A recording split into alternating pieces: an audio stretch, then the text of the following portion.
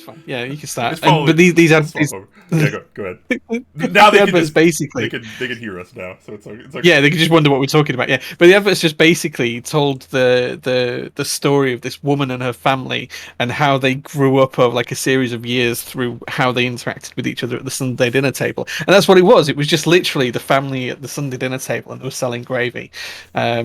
And then there was like a whole tagline about Bisto, that's family, or something like that. And it was kind of a clever thing. But she was a well-known actress as well. She was an actress from TV shows that being used for the commercial, okay. which is quite fun. Interesting. Yeah, maybe I just don't watch enough commercials. I feel like I've never really seen another that has like that kind of like continuity to it.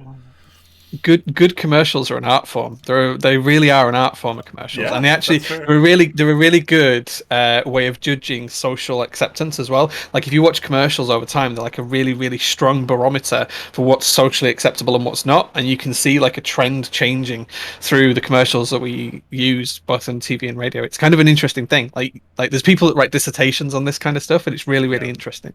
Yeah, certainly. I know everyone in chat right now is probably currently confused, and don't worry, it's not important. Yes. But welcome to a bit of a pre-show. Before we officially get going here, hope you're all doing well.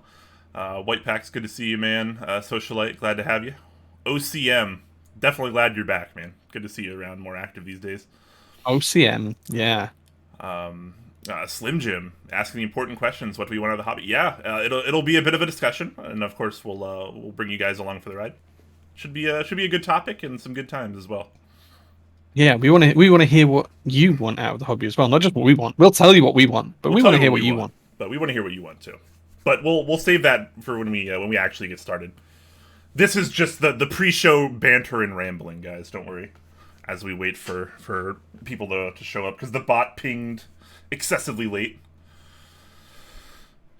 And that's just the way it goes these days. It is, yeah. The bots are terrible. But yeah, I mean, Yeah, I they're for always one late. They're welcome our always new slow. AI overlords, but I'm not sure I'd call the Discord bot an AI. I feel like there's a little bit of difference, but okay. it's a joke, Jay. Come on, get with it. You don't have to take me so serious. Just don't take me seriously. It'll be better for everyone. Adam, hello. Muzu rides, hello. That's a name I haven't seen in a little bit. Welcome. Yeah, moose rides. Yeah. Elder Rat says, "How grow beard like you?" Thank you. Which one of us do you mean? I mean, we probably both grow them in the same way, right? We I just actually, oh yeah, wait. naturally it turns out. Yeah, just wait. I don't Appears. shave it. That's my tip. Yeah. I kind of went out of my way today to try to make my beard look a little floofier. I tried to like Right. I brush it every day, but I tried to brush it in such a way to where like it'd be like more animated, more 3D, and look like it has more volume. So hopefully Nice. that shows through. But yeah, I'm Nice. going for the confident, commanding beard approach today. Hopefully you guys enjoy. I like it. I like it. I like it. Good. I've just I need to get mine trimmed actually. I need to go to the barbers and get it all trimmed and neat and tidied up. But it's only about an hour since I put some beard oil in, so it's probably looking really dark at the minute. It usually does look really dark when I put beard oil in. Yeah, I need to start oiling it again. It's starting to get a little wiry, I guess is probably a good word to describe it. You got to soften that up. Yeah, you gotta soften soften it it up. Yeah. It was definitely a lot softer when I was oiling it, but it's been a while. I gotta be honest. Wayward Fox, hello, welcome as a first time chatter. Good evening. Welcome to the pre-show. Yeah, hey man. Patoko, Thanks for being here, dude. The Santa Clauses of Keeves. Give us all the gifts. Oh man. Wait, what? Are we giving stuff away today? Wait, what? I didn't know about this. Not today. I got a lot of things. We got things to give We do away, need though. to sort that box 60 Things- competition out. We talked about it ages ago. We Box need to do that. We need to 75, arrange yeah. it. Box 75, sorry, box 75. Yeah. Yeah, no, totally. I completely agree. I mean, it's sitting. I've unbuilt it and I have it like partially packed up for you. I need to finish putting that package together for you because it's gonna be a heavy one. It's gonna be a big, heavy package, which I know is exactly Nice. what you like, Jay. Yeah, send me your big package. I'm interested in seeing. Yeah, well, my package yearns to be on the way to you. So How much do you think this package weighs? well, I can't. Well, like I told you before, there's no way I'm putting the Kepler in the same box as the Dollinger and the Box 75. It's just not happening. You can't fit all three of those in one box and have that weight of the Kepler. It's And just not. trust that they're going to arrive safely, I right? That's the look. trick. I Yeah. like DHL Express as much as the next guy. Don't get me wrong, but I don't trust anyone to get that package anywhere. It's cool. We can do it in two. Unbranded Caps says, "Wish I had the motivation to oil my beard as a first-time chatter." So thank you very much for being here, man. Just do it. Like it takes 30 It's seconds. It makes your beard feel better. It makes your beard look better. It's healthier. So definitely do it. Definitely Yeah, do it. for me it was always kind of part of like my morning routine. So like I get up, I take a shower, brush your teeth, and it's like part of that process. Once I get out of the shower, then I oil my beard, and then by that point your entire hands are covered in oil, so you have to wash them. Sure. Yeah. What kind of oil do you There's guys some. use? I'll be honest, I don't really. So I used to actually get beard oil from someone in the community. I don't even is Nerdly still active in the community? I'm not even sure. Nerdly, Yeah, he he's still around. Yeah. used to be a keyboard enthusiast. I guess still is, and he used to make beard oil and other products as well. Soaps. He used to hand make soap, and mix a bunch of beard oils. And I used to do a bunch of like trading with him, and so like I would always have like a bunch of beard oil and like his soap and stuff, and I would use a lot of those. But then I think he kind of stopped doing it, and I hadn't really heard from him in a while, so I just kind of stopped using beard oil at that point. I've never actually like went out to a store and bought beard oil or anything like that, I but don't I think I've probably ever bought should. it in the store, but I do order it online. I use a brand most of the time called Viking at the minute. It's really good. Viking beard oil. It's really good. It's nice. Goes in easily. Smells good. Yeah, Yeah, recommend it. yeah, I'll probably have to pick maybe some of that up because I need to find a brand that works for me. If I plan to keep Uh, if I plan to keep this monstrosity and forest that is my facial hair. Fluffy keeps says Crytox 105 for the beard oil. I can do some 205 grade 2, I think. I don't know. Um, I don't know about all that. yeah, I have some with a dead fly in it. I have some 205 grade 2 There's a with a dead dead fly in it. fly in it. I love it. The dead fly actually adds a lot of the nutrients that your beard needs, Jay. Yeah, so maybe I It's should put this on my beard. Like, yeah. Real talk. There's no way you could use like a Crytox oil or grease oh for beard man, oil, right? That I just that wouldn't be a thing, or would that actually work? no I no wonder. it wouldn't work. Like beard oil is supposed to be. It's designed to be like absorbed. Absorbed, sure. Yeah. Yeah, and it's designed to be easy to wash the excess away.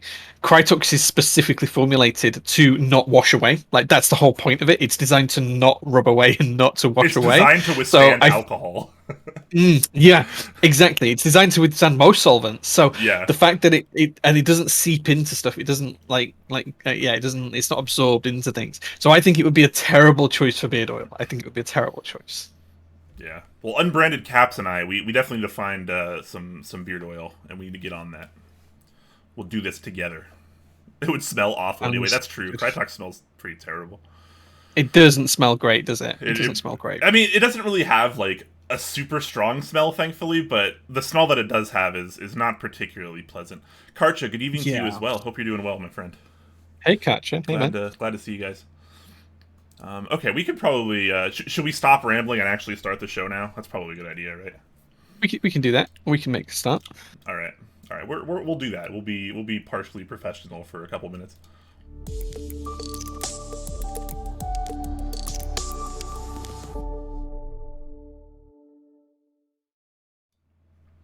Hello, everyone. Welcome to a new episode of Top Clack. I'm Quakums. That's Jay. We like keyboards, and we like you guys. So thanks for showing up.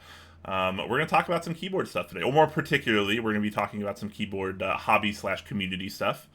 We're going to be talking a little bit about a turning point for us in the hobby, pretty much the moment that we realized the hobby kind of transcended keyboards and became something more, and is likely the reason why both of us stayed. And moving along from that, we're going to be talking a little bit about what we want out of the community, as well as what you guys want out of the community. So we're going to try to be very interactive with chat, as we try to often be these days. So definitely feel free to come along for the ride. And yeah, we'll end with a Q&A segment like we always do. So if you have any kind of broader questions, feel free to ask those towards the end. But we will be trying to pay attention to chat throughout the show as well. So yeah, as we get to these topics, definitely let us know your thoughts as well, both from our ends and yours. But before we get there, Jay, how you doing today, man? I'm good, man. I'm good. It's Friday. Friday always means it's a good day, right? That's like a thing. If it's Friday, it's a good day. It has to be. Can't be a bad Yeah, day on a Friday. I sure okay.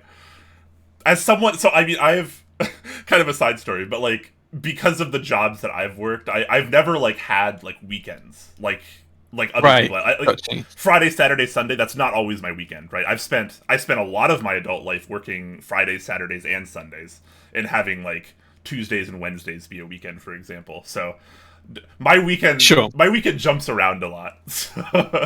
I hear you. I hear you. I but hear you. but See, I I've always done that Monday to Friday, 9 to 5 grind. you're That's always been my life. you've always had the real jobs. You're a lot cooler than I am. I don't think that makes me cooler. I think I get the it probably jobs where makes I me more work of a nightmare. holidays and stuff.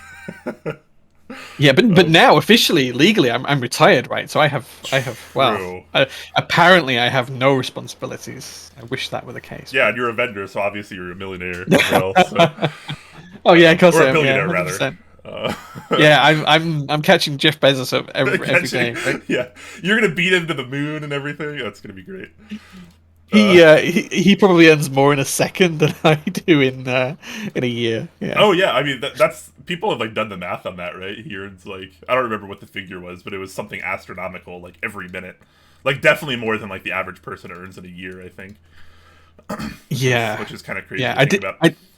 I did see a stat that if he wanted to spend all of his money between now and the day he dies, if he dies at like an average age like 80, he'd have to spend like 22 to 25 million dollars every single day. But he'd have to spend it on stuff that didn't generate him an income or wasn't an investment. So like people couldn't think of what you could spend all of that money on, because if you buy a house, that's an investment. It's going to be worth more theoretically by the time he dies than now. Sure. So you have to buy things that are You have to disposable. like you And have to genuinely waste your money. yeah, like well, not waste it, but Well, like you have to put it into stuff that doesn't generate you a return, right? So you sure, could put it yeah. into a few different things, like solar power and energy and research companies and all that kind of stuff, which he's doing. But Charity, yeah. still, to spend 22 million quid a day is a lot of an ask. It's a big ask. I mean, the guy could basically just like buy the world in stages. I feel like. I mean, he must have the income like of like a standard country, right? It must be his income must be like the standard GDP of an average sized country. Like it must be. It's just nuts numbers. Yeah. It's kind of crazy. The Latigator says keyboards. No, wait. No, we should probably talk about some keyboard stuff. As much as we could talk about Jeff Bezos making an insane, unreal amount of money every single minute of every single day. What, Brian? But We should, what if Jeff Bezos, this big Top Clack fan, he's been watching secretly for years. He actually has a pretty decent keyboard collection. How do we know he's not in the community? okay. I feel He could like be watching right now. that's a pretty hot take. I mean, I don't really know much about Jeff Bezos. He doesn't really seem like the keyboard hobby kind of guy to me, but okay, I'll entertain that idea. Um, well then, yeah, I'm just gonna be waiting for this sweet Amazon sponsorship. Obviously, I think Can you imagine that's that the only Amazon thing. sponsorship? He just yeah, Jeff Bezos just happens to really Wow. like two keyboard boobers that are just outrageously silly and casual. And Two bearded we keyboard talked warriors. about beard oil for the first like 20 minutes of our show. Yeah, welcome to our new Amazon show, guys. It's Beards and Keyboards, and today we're going to be talking about Jeff Bezos and his billions. There we go. All right. That's how we do it. Um, anyways, let's now that we're a ways in here before we drop literally all of our viewer count. Let's actually talk about what we're here to talk about today, which again is going to be kind of our first time take of the hobby turning into something more than the hobby for us. That's where we're going to start. Then we're going to talk a little bit about what we want out of the hobby, and we kind of want to see what you guys want out of the hobby as well. So that's kind of how we're going to start with this. But yeah, so Jay, do you want to start us off with your moment that turned the hobby into something more than just simple plastic and metal for you? Yeah, I think this is really easy for me. Like I can remember way back when I first started to was first started to be interested in keyboards, and it was kind of like a passing thing, and I just saw it on Reddit and a few other places, and I kind of dabbled and touched little bits here and there, but I didn't really talk to anyone about it. It was just kind of like reading posts on Reddit, maybe making the odd reply, seeing what was going on Geek Hack, but there was no place to really talk, to chat to people. And the big turning point for me was back in, I think it was 2016, like really early 2016, when a friend of mine actually invited me to the UK Discord server. And I had no idea that this existed. I didn't really know of Discord other than the fact that it was some new technology people were using to chat to each other. And I was used to using Slack for work and stuff like that. But it was right upon the cusp of Discord being a thing. And it all kind of coalesced from there, and then it was all of a sudden it was like a big turning point for me. Like there's actually other people I can speak to in real time and share my passion for this hobby with. um and yeah, that I think that was the moment that it became something more than just a passing interest. Like at that point I realized I can actually share this with people, I can discuss it with people, I can make crazy stuff with people, I can, I can experience it more to the fullest rather than just be me in my silo looking at the occasional post on drop about a new keycap set that might be called GMK laser coming or whatever else it was at the time. Like it just changed the whole world. I had someone to talk to and debate with and chat with, and yeah, like just actively being invited to the MK UK community was what changed it all for me. Nice, nice. Yeah, I mean, it sounds pretty eye opening, which is kind of what you look for in these kind of experiences. And I did just type it in chat as well. But guys, let us know what this moment was for you as well. When was the moment, that turned you from just a simple keyboard hobby enthusiast to something more?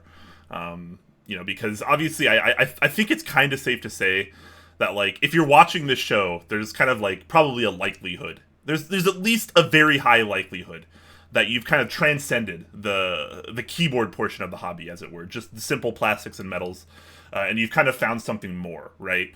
So let us know what that moment was for you, and of course we can touch more on what Jay's was as well. But for me too, it was a lot of actually becoming a mech market mod, which is kind of random, and like obviously that kind of doesn't really mean a whole lot by today's standards, but back then this was 2016 ish era, so maybe like early 2017, late 2016 in that era.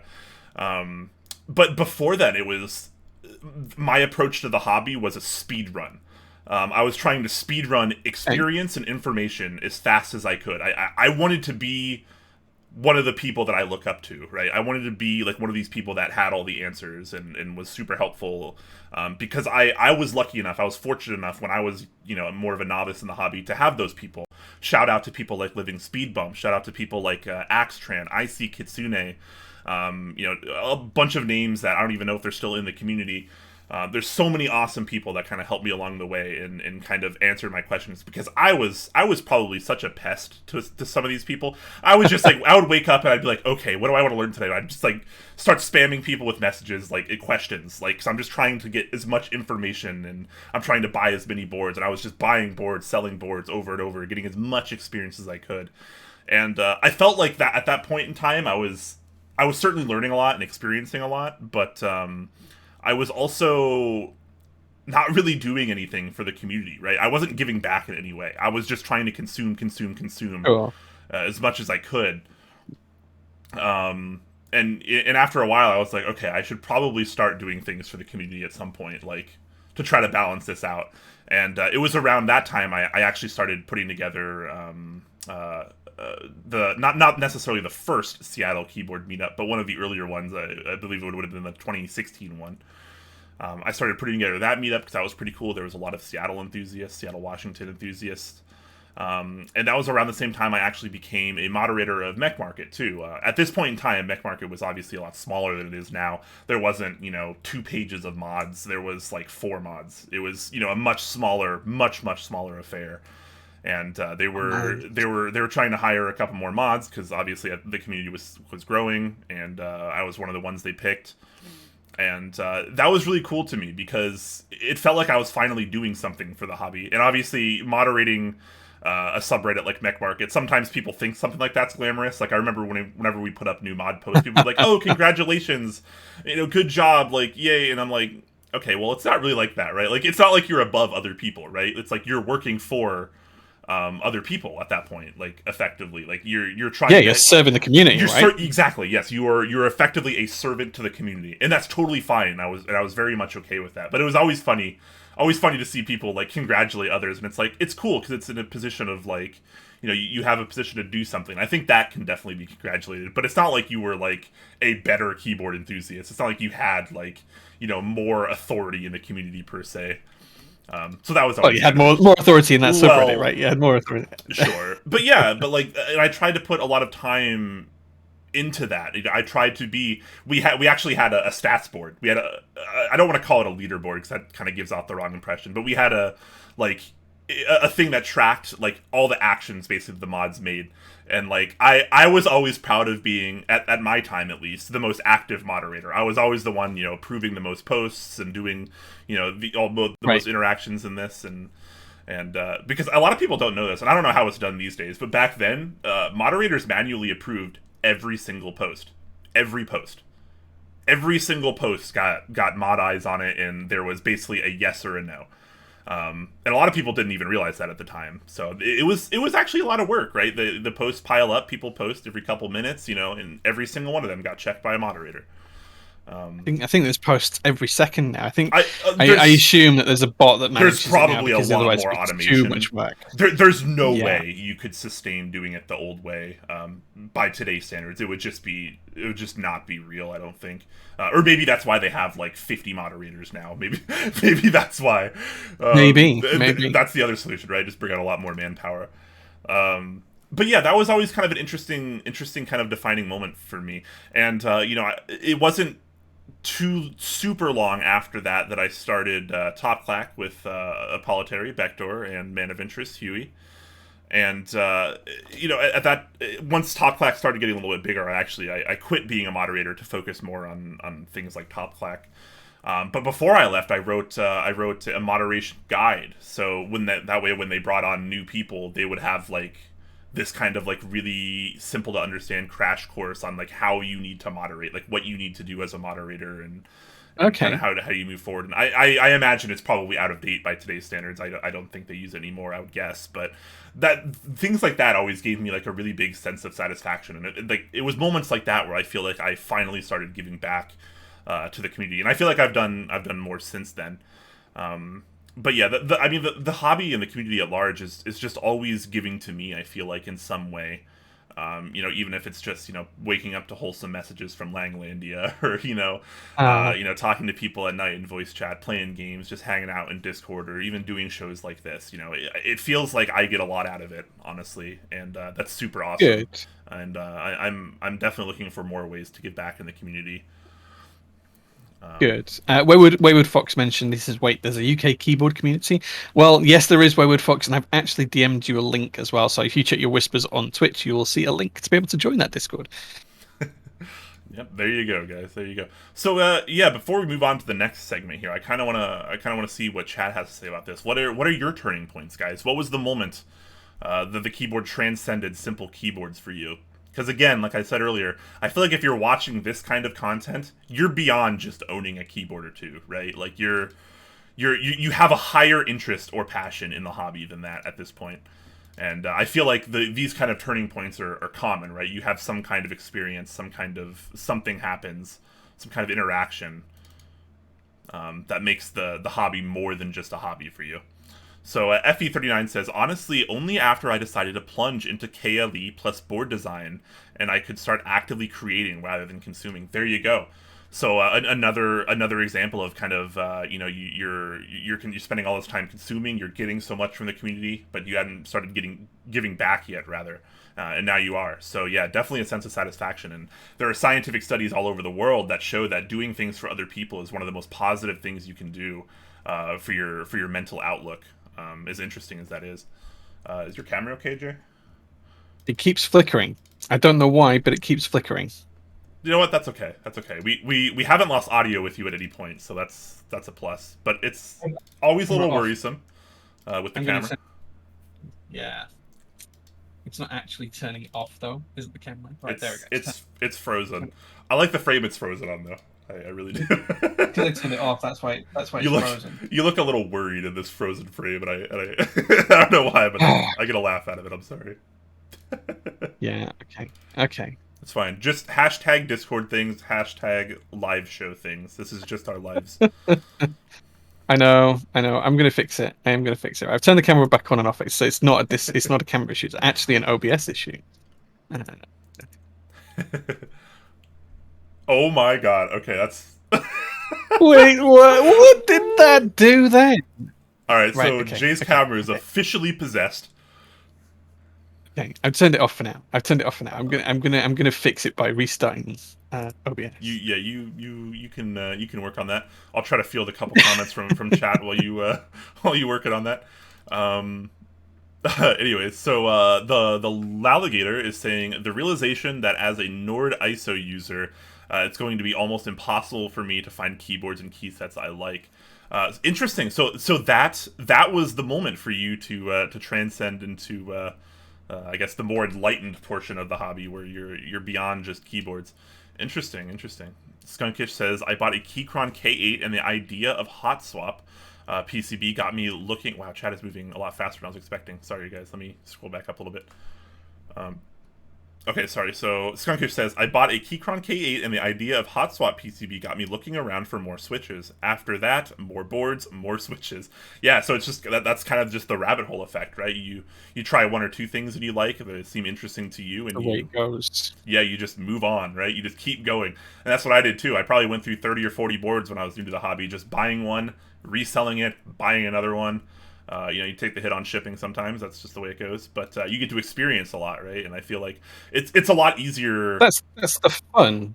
That's the Yeah, fun of it, right? it's certainly easier to experience things like switches and key sets these days. I feel like because they're so much more accessible, and B, hot swap is so much more prevalent than it was. Hot swap wasn't a thing, when we were newer to the community. I mean, I guess it might have been a thing. People sometimes use like mil max sockets later on.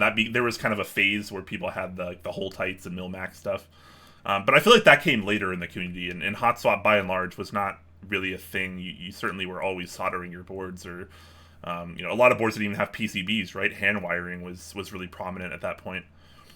So it's cool to see that people can more easily get into not only the hobby in a sense these days with hot swap and boards like that, but they can also experience so much more because you don't need to buy an entirely new board to experience things like a new set of switches.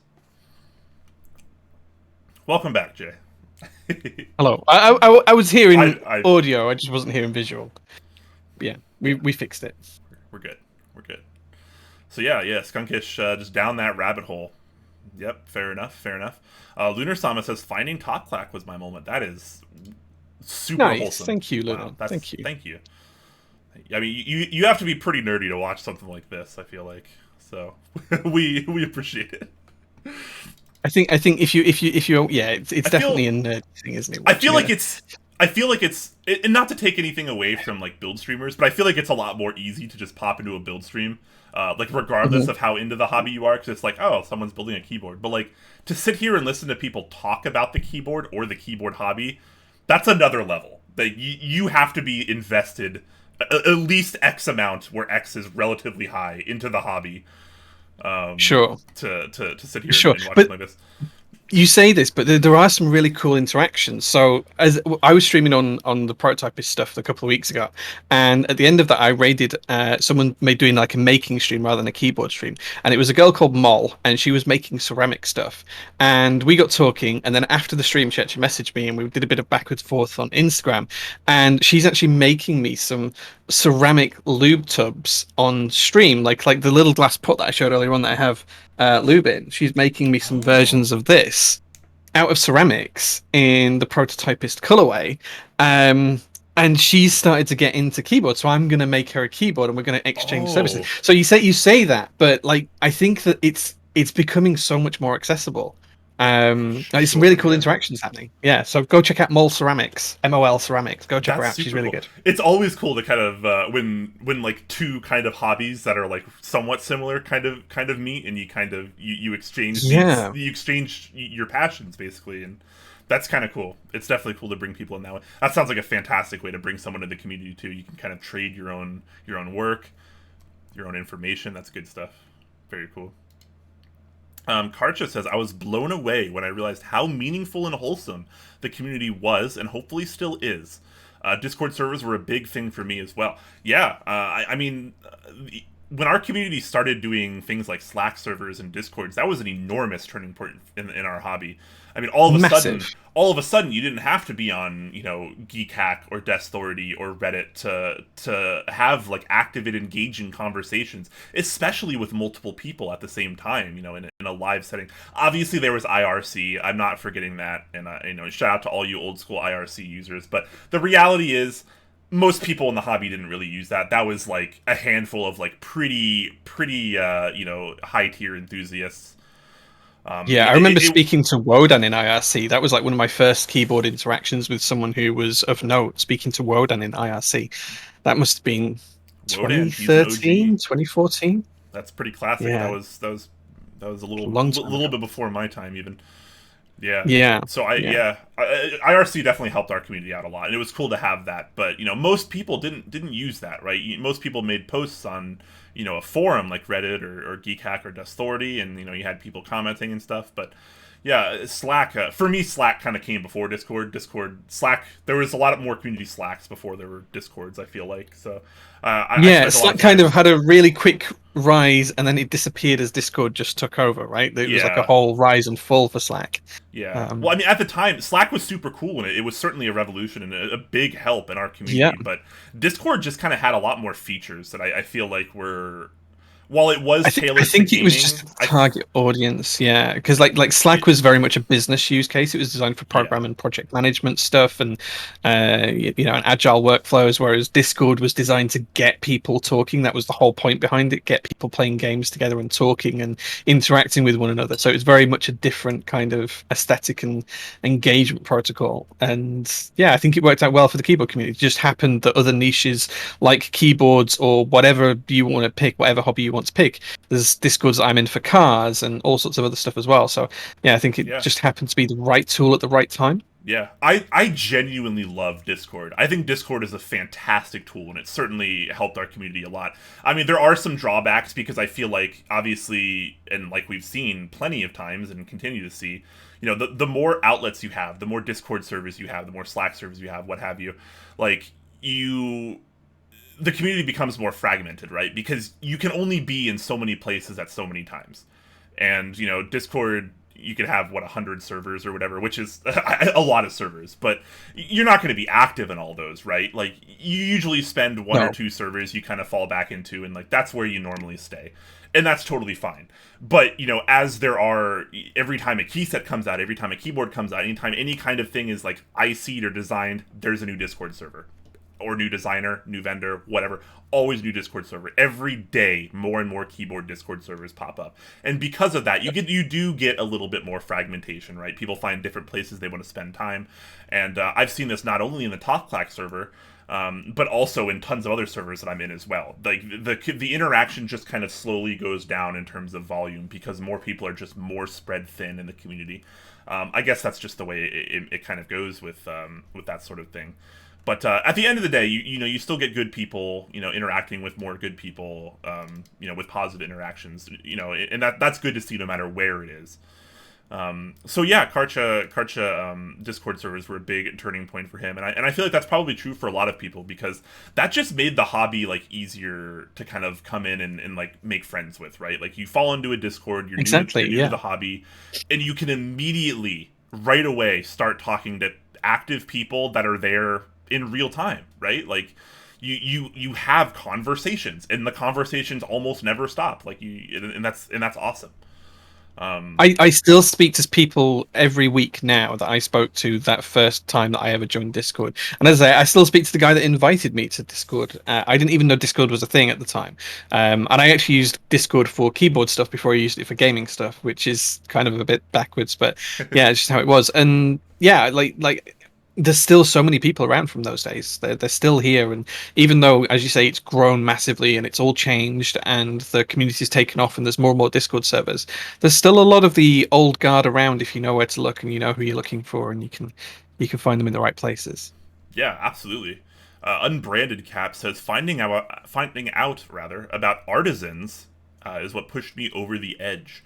Yeah, so Oh man, artisans, pay your wallet. that's a whole other rabbit hole that I was a part of until a few years back, and I had to make a monetary choice between artisans and keyboards, and I chose Sure. keyboards. And I don't regret that choice for a moment. But yeah, a lot of artisans are super cool, right? It's like a totally other outlet in the hobby. Yeah. People a lot of people that are super passionate about artisans actually don't even care that much about like the keyboards, No, no, they just which is like the totally fine. artisans, which is Yeah, fine. Yeah, totally yeah. fine. Yeah, I mean it's just another outlet in the hobby that's kind of part of the the overarching keyboard hobby, and we love to see that still. We love to see those people. So Yeah. yeah, I'm a that's closet artisan nerd. Like I'm a closet it's artisan not even collector. If you closet, my dude. Come on, you're very openly and actively an artisan whore, I will say. Wow. Um, I see how this is going, Brian. Thank I you mean for that in a that. good way. I mean that in a good way. It's all love from me, Jay. Come on.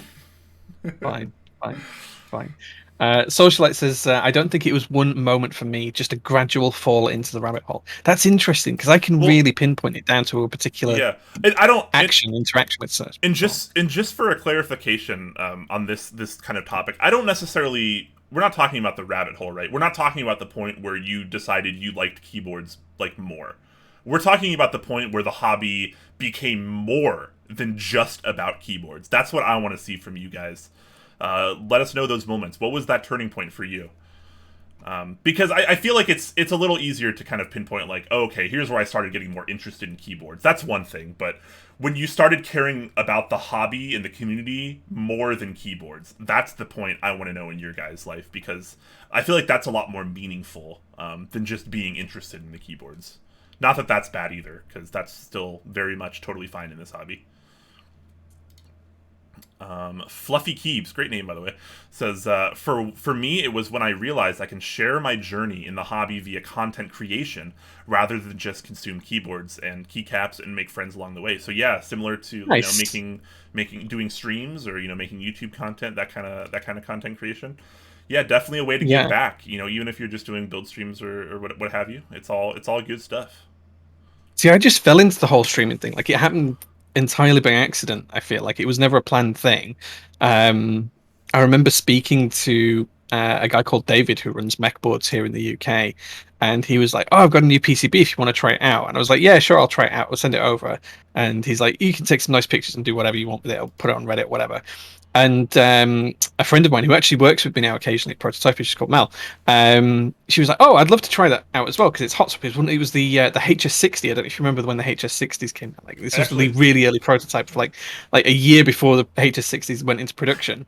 I have one right So here. this must have Actually, been 2016. Yeah, there you go, there you go. So this would be one of the early prototypes in like 2016. It was the first time I'd ever had a hot swap PCB, it was a and big deal. someone just randomly said you should stream that. So Mel came over, and my first stream was me and Mel sat down in my home office at the time, and we built a keyboard. We tried hot swap out for the first time, and it was kind of Awesome. interesting and kind of fun. And then it just grew from there. And then I did another one the next week, and another one, and another one. And then after about a year, we got talking, and then I joined Clack, and then here we are. It's kind of crazy. Yeah, yeah. Yeah, and we're thankful for it because you are a fantastic streamer, Jay. I'm not sure about that, but people I people I think people keep me going with it. I, I enjoy doing it. That's the thing. I enjoy making content, that's what it's all about too. Because even if only one person watches. when That's all it you takes. yeah, because like when you genuinely enjoy and are passionate about what you're doing, that really can shine through in the actual content itself, right? Like it's a lot less interesting to watch content from someone that doesn't care what they're doing or doesn't know what they're doing or doesn't enjoy what they're doing. Most importantly, so it's always nice to see that positivity. Another first time chatter here, Danny Pop Designs. Welcome, welcome. Says I'm all about Hey, connecting. Making friends across the globe for me is much more important than the actual hobby. Yeah, that's what we like to see as I well. think didn't Danny Pop raid us once? I'm sure Danny Pop raided us once. That name does sound very familiar. It Maybe does the sound first very time very chat familiar. thing is like kind of busted on Twitch and like it doesn't actually know all of it. Maybe, Who knows? maybe. Who knows? But yeah, that's awesome. We love to see that. That's that's the kind of keyboard enthusiast we can always hope for, right? When making friends, when the people are more important than the keyboards, right? It's just like in the world, you want humanity to take precedence over money, which doesn't usually happen in the real world. Sad to say, but here in the keyboard hobby, we want the people to be able to take precedence over the products, because we're all here probably because of keyboards. Let's be honest, but that's not necessarily why we all stay here. No, and that's interesting because Sean DePaulse says, for me, it was learning about the supply chain and drama around keyboards, and that's probably fair. Some people are here for the drama. They're here because they like to see drama. They like to create a bit of a stir, and they like to see people get upset and or irate and chat about things in certain ways and stuff like that. So I think that's a whilst it's not a one for me, I can completely see why people do join for that because there is a fair amount of drama and there is a fair amount of supply chain issues in the hobby, and Yeah. it's all well documented. So I think that's fair as well. Yeah, absolutely. Uh, Amu Aisai, Aisai. I don't know what language that's supposed to be. I'm sorry. The moment I fell into the rabbit hole was when I recovered from the virus. I decided to go. Or, I'm sorry. I decided to do the things that made me happy, whether it was the most frugal or not. I can be responsible without hoarding money, and I don't want to miss out on life after almost losing it. Wow, that's pretty eye opening, right? Um, Yeah. that's a yeah, that's a pretty that sounds like a pretty surreal experience. Um, especially from the virus. So you're slightly newer to the community too. So that's really cool. Glad that you were able to find your way in, and hopefully the rabbit hole isn't too brutal for you.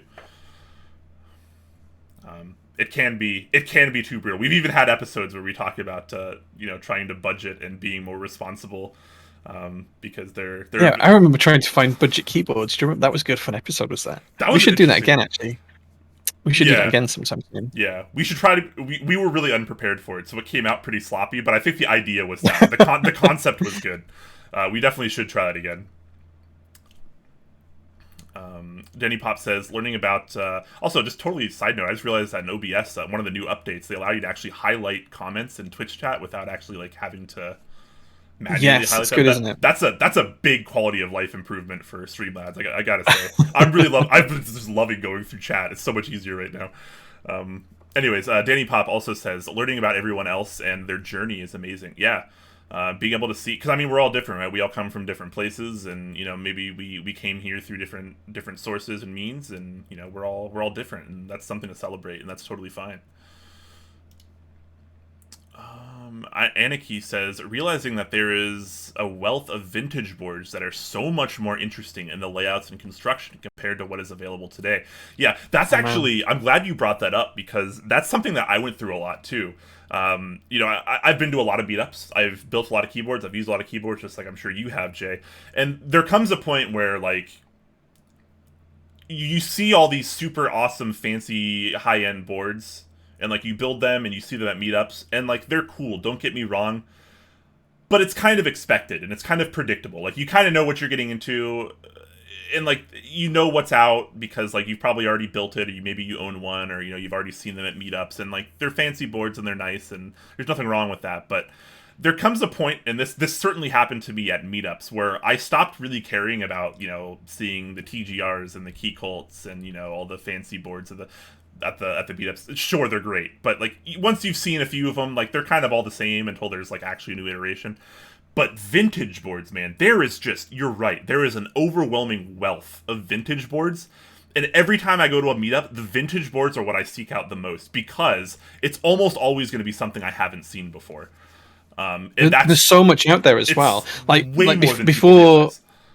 before ISO and ANSI became standardized layouts, there are so many obtuse layouts with strange keys in strange positions and massive 12U space bars and triple shot key, quadruple shot keycaps that existed in the early 70s, before we had anything like what we have today. Some really, really interesting stuff. And Yeah, whilst Anarchy and I don't always like the same vintage stuff, I mean, he's got an amazing collection of some really, really cool stuff. Like, vintage boards have been the biggest inspiration for me for modern boards. Whenever we've been doing something modern, we've been creating something or designing something or coming up with something, it's always been the vintage boards that have inspired me, whether it's layout choices or aesthetic choices or accoutrement choices or whatever. The vintage scene is amazing. There's so much cool stuff out there. Yeah, and So much cool stuff. we really do see a lot of kind of more modern takes on a lot of vintage boards as well. Like you're saying, Yeah, there is a lot of inspiration there. Look at boards like the CA66, right? That's based off the IBM PC Junior or whatever the heck it's called.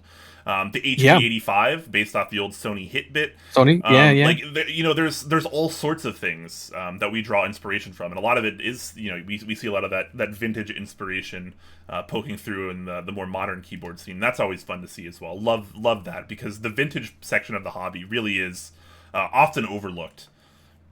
Sure. I actually got a couple of really cool vintage boards in this week. I got an original high screen, and it's not just a keyboard, but like you used to see the Cherry G80s with high screen on. This is actually a high screen laptop with Cherry MX dark blues in, which is really cool.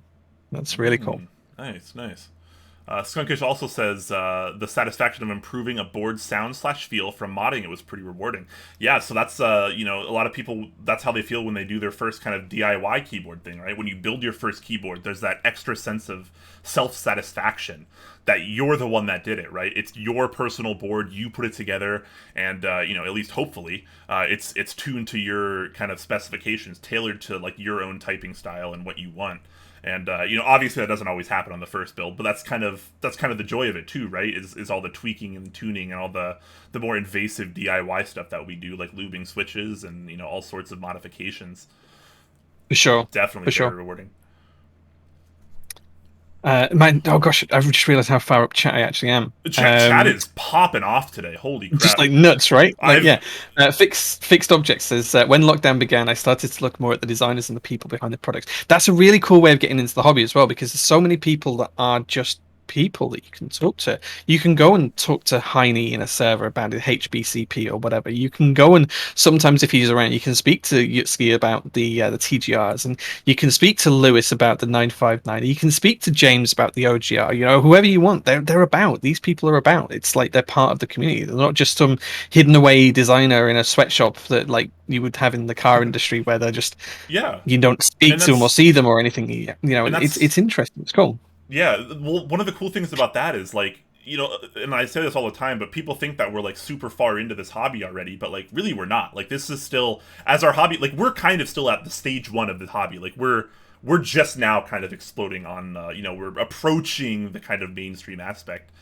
And in one thing that kind of entails is the fact, like Jay was mentioning, these designers are very accessible. These people are just like you and me, right? They've made Yeah. that transcendent in the hobby, and they're designing stuff, right? Now they're creating instead of just consuming, which is awesome. But yeah, they're just people like you and I, right? Like they're not people that come from outside the hobby going, okay, here, I'm going to make this into a business venture. I'm going to design all these things. Like, no, they're people like you and I that know what they like and they know, what they want to build. And, they try to take that into account when they do their designing. And that's super cool to see. It's like one big family, right? Curious Yellow says, "No offense, mate, but what journey you wanted a keyboard and you bought a keyboard. How much more profound does it get?" I think you're missing a little bit of. Assuming you're replying to this topic, I think you're missing a little bit of the point here. We're not talking about how you got into the hobby. We're talking about when the hobby became more than just about keyboards for you. And to be fair, this might not have happened to you, or it might not have happened to a lot of you, or it might have happened to all of you.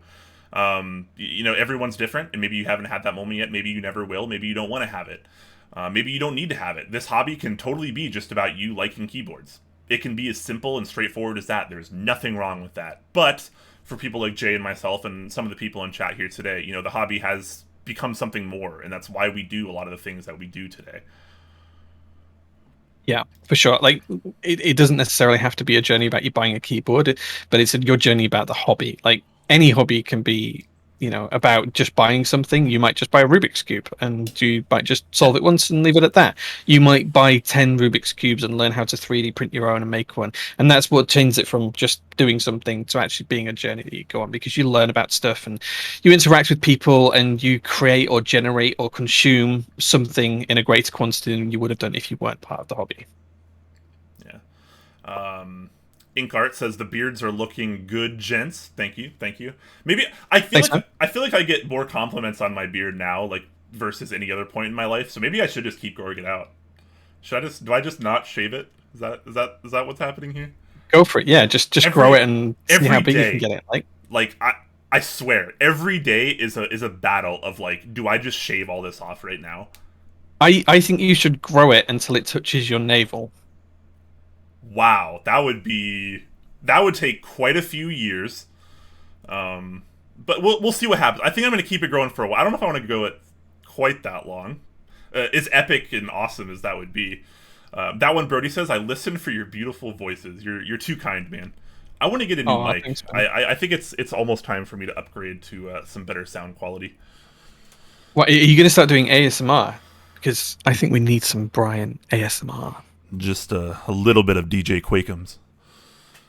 Just Oh yeah. just a little bit. um. Anyways, I feel like I'm still really far behind in chat. Yeah, So just going off. Yeah. chat's been okay with this topic. It seems like Slim Jim says, for me, Keebs has been another gateway into appreciating physical product design slash material design slash machining, similar to Mm. why we appreciate other products out there for their quality and aesthetic. Yeah, yeah. So There's so much that goes into you it. Like appreciate the actual art and design aspect of the hobby, which is cool because a lot of people don't. A lot of people, they see a keyboard and it's just a keyboard, right? But we know. yeah, I mean, I'm not a designer, but I mean, people like us tend to know that there is so much more effort and passion and thought and often time and money and other resources that goes behind a lot of these products that we just put on our desk and are just like, hey, a keyboard. There's so much more to the project than that, and it's really cool because you get to see firsthand a lot of these designers really put a lot of drive behind their products, and it's super cool to see. 100%, 100%. Depleted Vespine, that's a blast from the past. Glad to see you, man. Glad you're back on Whoa, the stream.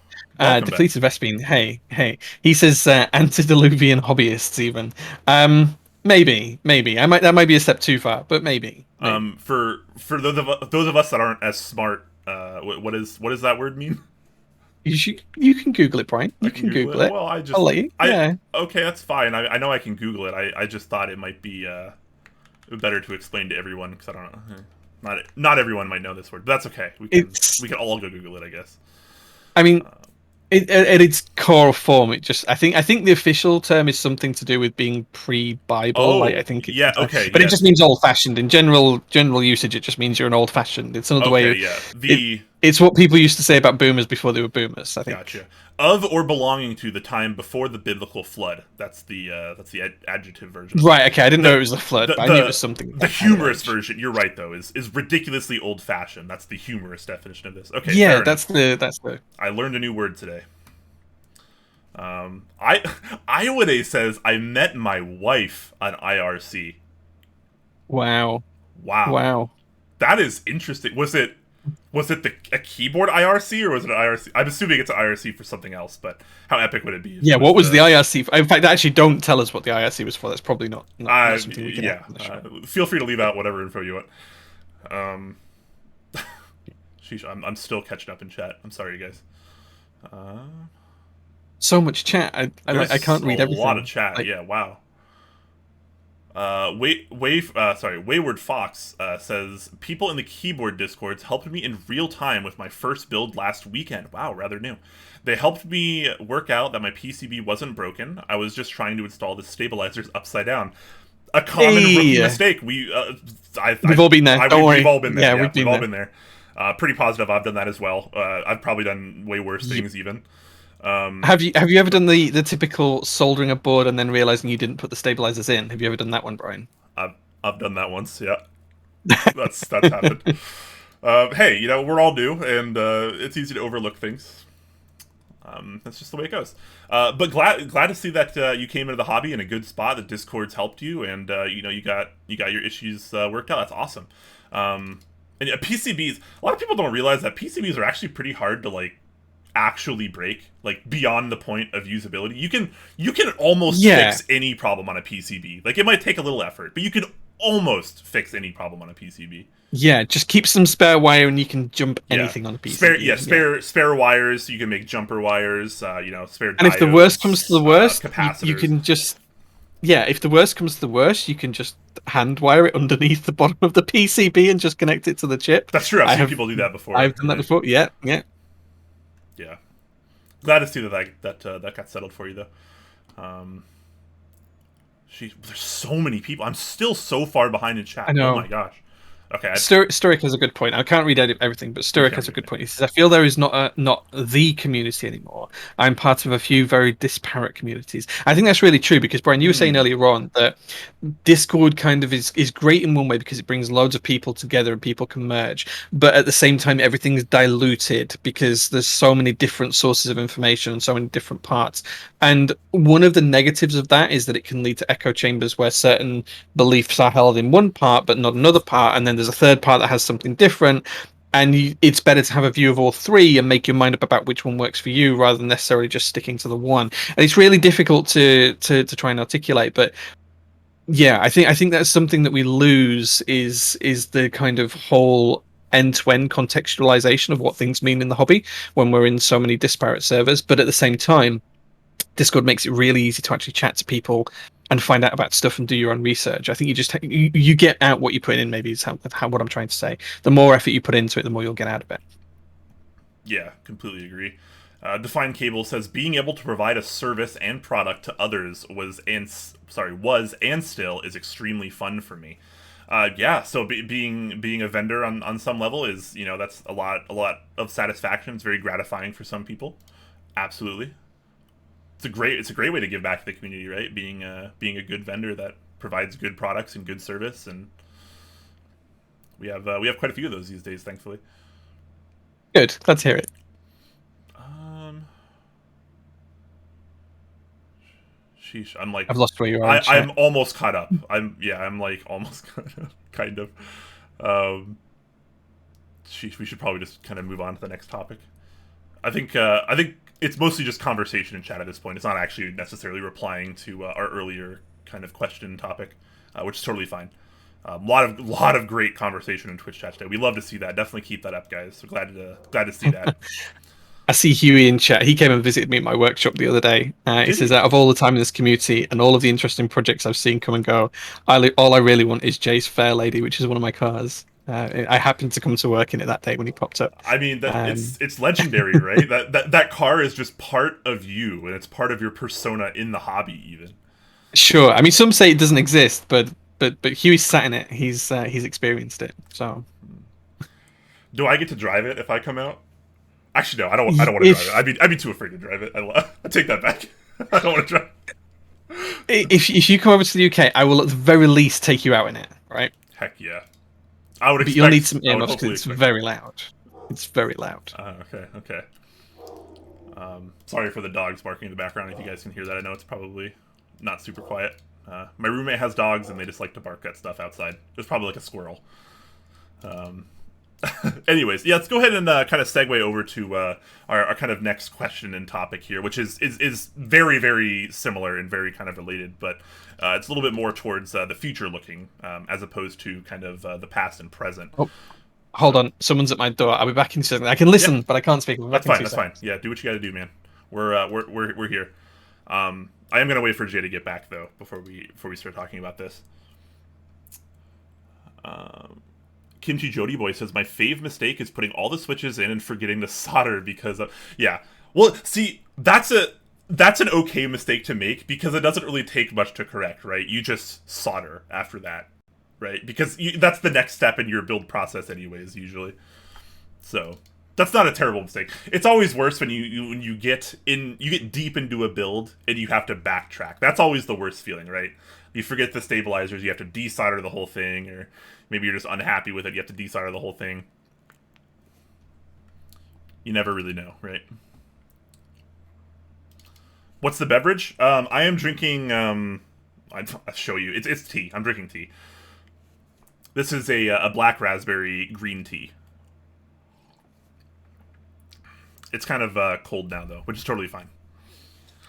Black raspberry sounds delicious. It's it's Sorry about it's that. really delightful. No, you're fine. No worries. Someone wanting directions. They yeah. Really, Anyway, stopped sorted in now. for Yeah, directions. Okay. yeah. It's because I think it's because it's like a small business park where my workshop is, and there is other businesses, but they're all closed now. So someone came in thinking it was somewhere, and it's not. They actually want like a mile down the road. So yeah. 707 Anna says, I feel like with every board I build, I always forget to solder at least one switch. Yeah, I did that on last week's build stream or the week before. I was doing a build stream, and I did exactly that. I forgot to solder a switch, put it together, and I was like, oh, this switch isn't working. Time to figure out what's wrong with it. And then I opened it up. Turns out it wasn't soldered. So I think we've all done sometimes, that at some I mean, point. that's just gonna happen. It doesn't really matter, who you are. That's just part of the building experience. And I'm pretty much of the mind, honestly, that it's impossible to finish a keyboard build and have it be perfect, right? I feel like there's always something not quite perfect about the board or the building process. There's always something happening there. I feel like it's very, very rare, if not impossible, to finish a keyboard build and have it just be like the pinnacle of everything. That aside, now that Jay's back, let's go ahead and move along into our kind of next topic, which is the kind of big topic that we wanted to focus on today, which is what do we want out of the hobby and what do you want out of the hobby? So obviously we'll talk a little about what we want out of the hobby, but of course, just like we've been throughout this stream, we want to know your guys' thoughts as well. Kind of what do you want out of the hobby moving forward? So we've talked a little bit about kind of the turning points for us in the past, as well as kind of how we are in the present. Let's talk about the future. What do we want this hobby to look like in 1 year, 5 year, 10 years? What do you personally want to get out of the hobby? What do you want other people to get out of the hobby? And this could be as simple or complex as you guys want to make it. But I think it kind of goes without saying that when we come into the hobby, it's always fun and fascinating, right? But it's always about the keyboard. That's what we got into the hobby for. But a lot of us Sure. do have those kind of moments where we transcend past just plastic and metal, and we focus more on the community or creation of some sort, something besides just consumerism of the hobby. We're often pulled in by something more than just keyboards. So, like I mentioned earlier, I had a lot of help from a lot of people when I entered the hobby, and I was always trying to kind of look for ways to give back. So I think kind of ultimately, I want the hobby to be a place that I'm very proud to be in, and a place that I'm very comfortable to be in, a place that feels like home, and I know not only has a future, but has a future of like actually helping people and doing good things, not only for the community but also outside the community. Because I'm a firm believer of, when you practice like good things, good positive behaviors and mindfulness and things, and the compassion that when you practice these in one place, they trickle over to the rest of your life, right? That's been something I've tried to been focusing on a lot too. My life isn't perfect. I got a lot of issues going on. I'll be honest, but I try to be a better person like every day, and I try to do that in the hobby, and I try to take that outside of the hobby as well. So for me, I want other people to try to kind of approach the hobby in that aspect as well. Of the hobby is a reflection of the people in it. I feel like by and large. And if I'm being honest, a lot of the people in the hobby these days, there's a lot of amazing people. Don't get me wrong, but a lot of people are kind of in the hobby for the wrong reasons, and they're doing a lot of things that are kind of very detrimental to not only people in the hobby now, but can have an effect on the future of our hobby. The way we act and the way we portray ourselves right now is very much going to impact how our hobby moves on over the years. And I feel like that was something that started years ago, once our hobby really started to gain a lot of traction. So yeah, so that's kind of what I want the future of the hobby to look like. I want a place to be comfortable and proud, a place I'm proud to call my home and my family. And I want people to look out for each other, and I want people to be helpful. I want people to help each other, because that's something I feel like does definitely happen, but maybe not to the extent that it used to. I feel like the scale has been a little bit disproportionate compared to maybe 4 or 5 years ago in the hobby, and a lot of people like to make the excuse, oh, we're just growing. It's just because we have more people, and I get that, but I'm also of the mind that like that's not really an excuse to like be an asshole in the hobby, or be a detriment to the hobby. It's okay to like memes, but have some compassion for your fellow community members as well. Yeah, for sure. I think I agree. I think for me, where I want the hobby to go and what I want the hobby to be is a safe place for people to be creative. And I think we're getting there. I think it's easier now to be creative in the hobby than it ever was. A lot of things are more accessible than they ever were. Um, but it doesn't always have to be driven by monetary gain or the fact that you're going to be able to create a new product. I want people to make things because they want them, to make things that make them cool. Like I know Man of Interest was talking about the Hyper 7 on his stream the other day. I think you were watching, Brian, when he was I talking about was, it. yeah. I was I had it on in the background, and like that just reminded me of back in the day when we created it, not because it meant anything or because we wanted to make a product. Like I haven't been involved in the Hyper 7 since round two, I think. But we made it because we could. Like just because we could, and we thought it'd be fun to try and make it, and there was like a group of us in the UK server, and we all plumbed some money into it, probably more than we should have done, and we created something just because we could, because the knowledge was there, the technology was there, the accessibility was there, and we just made something that was fun and unique and different just because we could. Um, yeah, and that's what I want the hobby to be for people. I want it to be a safe place where they can come and they can learn about these kinds of things. Whether they want to make a one-off keyboard, or whether they want to learn how to make a PCB, or whether they want to learn how to use a laser cutter to create a layered acrylic case, or whether they want to learn how to use a 3D printer to create a plate or a case or an artisan holder, or whatever it might be. I want people to be able to have a safe space where they can learn about how they can get into simple home manufacturing, all of that kind of stuff, simple workshops and stuff. And I think it's that real grassroots knowledge and ability to start producing something tangible in your hands that was the real big draw to me for the hobby. And I want that experience to be available for as many people as possible. Yeah, and I'm really glad you actually used the word safe. I use the word comfortable, but safe is honestly probably a better word, because for me, and I think for a lot of people this is probably true. This hobby, when I came into it, this was my escape. This was me getting away from my real life problems, taking my mind off things that are less than favorable, less than savory, issues in my life. And so the hobby was always a place I could come to and feel comfortable, feel safe, feel happy to be here, and feel like I'm a part of something. And if you don't have that feeling of safeness, it's tough, because, and this is something I kind of went through as well. I mean, I didn't really hide anything about a year ago in Top Clack when I was going through a lot of my mental issues. This hobby didn't feel like that. It didn't feel like, there were a lot of people that were super wholesome and helpful, and like that's awesome. It really is. And it's not like people were like mean to me about anything. It wasn't that. It was more just the leading up to that of like, I have all these things going wrong in my life, and I come to the keyboard hobby, and now a bunch of other stuff is going wrong in the hobby. And it's like, well, where do I do now? Like, where do I go? Like, I don't feel safe. I didn't feel comfortable. I didn't feel safe. I do now. So positive there. I do again now, rather, because I have before too. But like, there was a point where I didn't feel like I belonged in the hobby. It didn't feel the way I was hoping it would. I expected it to. It didn't feel the way that it used to. And Sure. I think part of that was just growing larger, and people kind of moving on, and that's fine. But it didn't feel like a safe space to me, and it was hard, and it was extra difficult on me, because this was always my outlet, and then it felt like I didn't have this anymore. It felt like I needed something else, and so I was trying to find other things, and I was spending less time in this community because of that. And as of the last several months, I've kind of been transported back to this community, rather.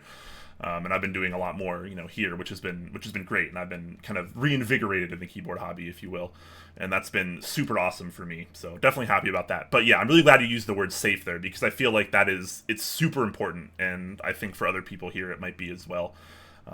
Yeah. And And sorry. I use the word safe in a really sparing way because and we've talked about this before, because there's a lot of gatekeeping that happens in this hobby. Some of it is good gatekeeping for good reasons, and other sides of it is completely terrible gatekeeping for no good reason whatsoever.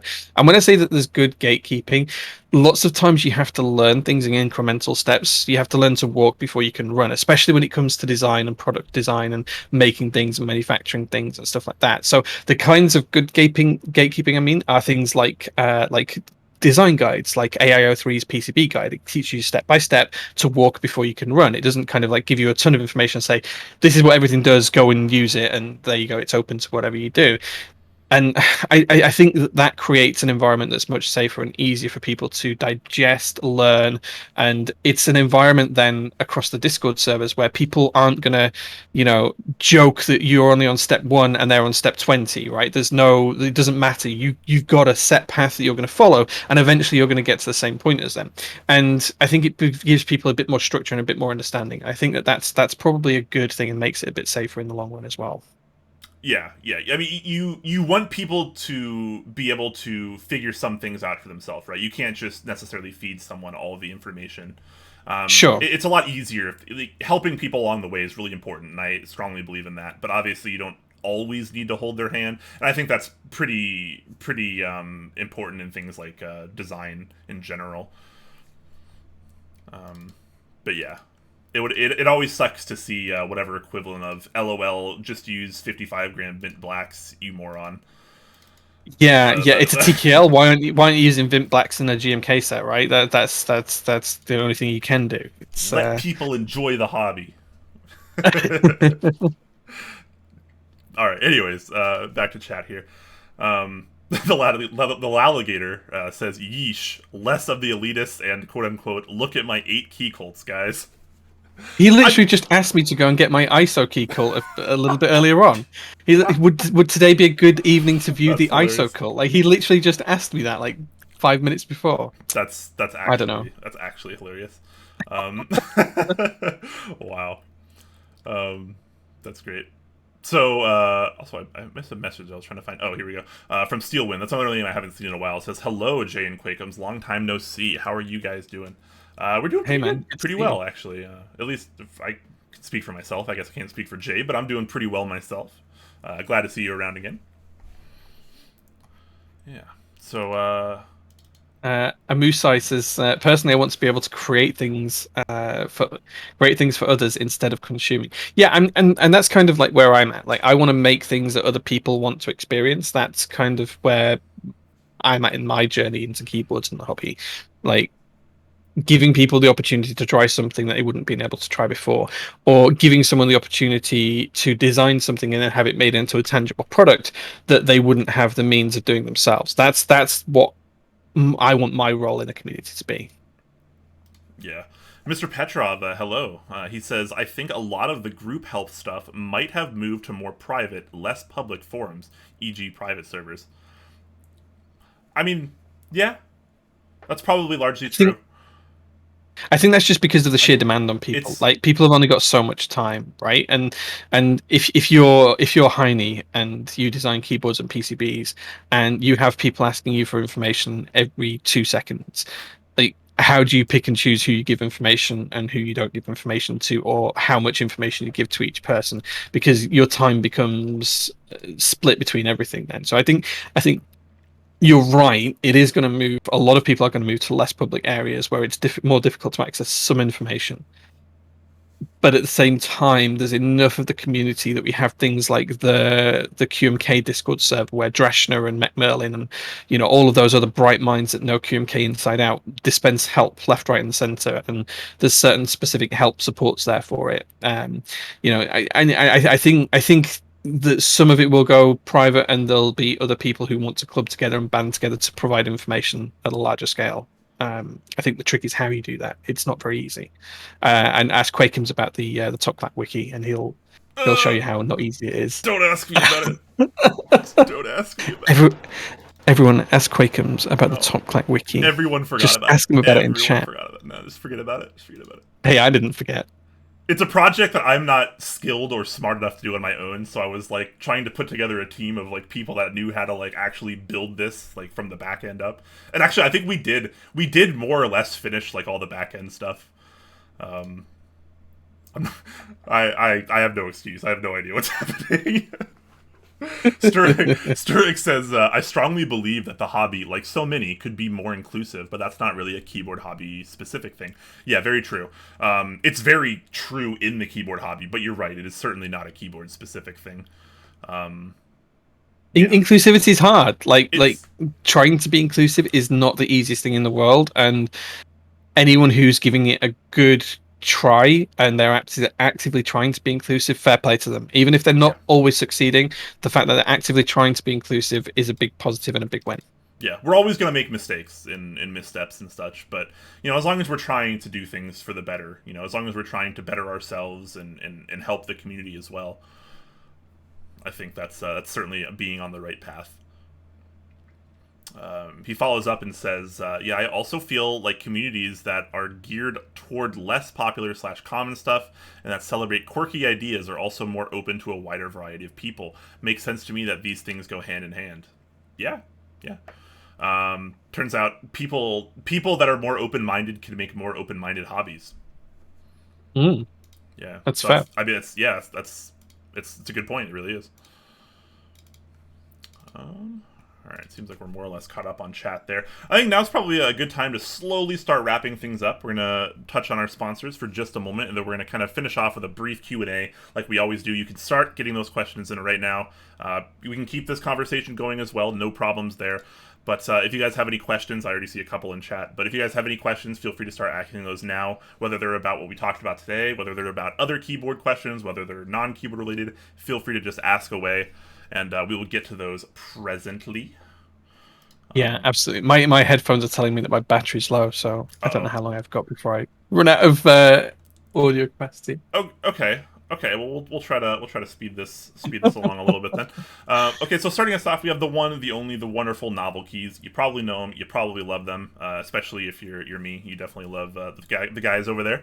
They have a few things going on right now, starting with this week's, or not this week's rather, but this month's GMK set, which is GMK Oblivion V3.1. So more Oblivion all the time. So if you missed out on any of the previous runs, now's a good time to get into this one. This has definitely been one of the most popular, if not the most popular, IDE colorways, just based on how many reruns it's been getting. So cool to see that. All the normal accoutrement alongside that, of course. There's an NK65 Oblivion edition even, so that's kind of cool as well.